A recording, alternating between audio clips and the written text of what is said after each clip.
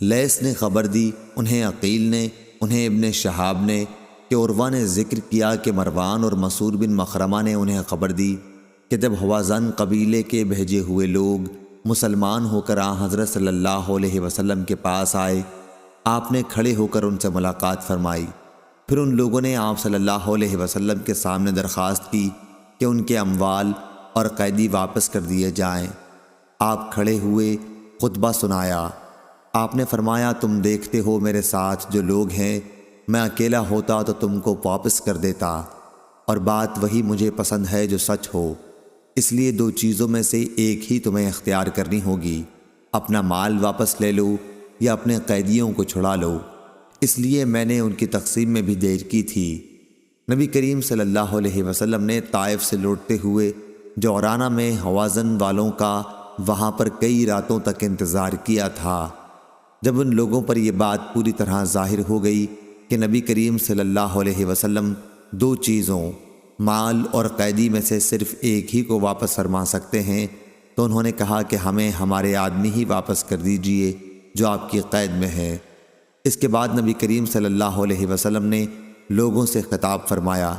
اللہ کی تعریف اس کی شان کے مطابق کرنے کے بعد فرمایا، اما بعد،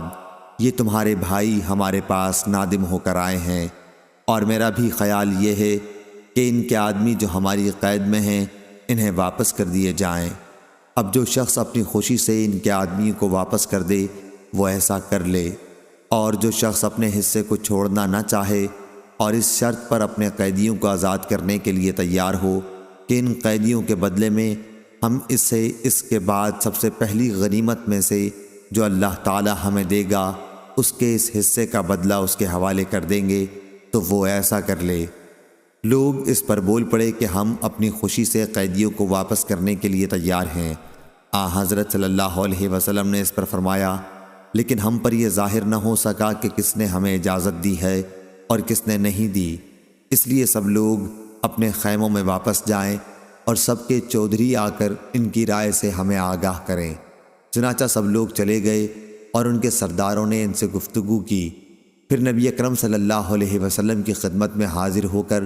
آپ کو خبر دی کہ سب نے اپنی خوشی سے اجازت دے دی ہے۔ یہی وہ خبر جو ہمیں ہوازن کے یہودیوں کے سلسلے میں معلوم ہوئی ہے۔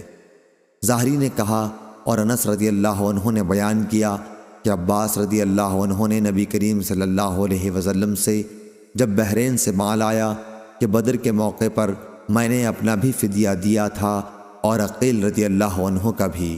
صحیح بخاری حدیث نمبر 2539 2540۔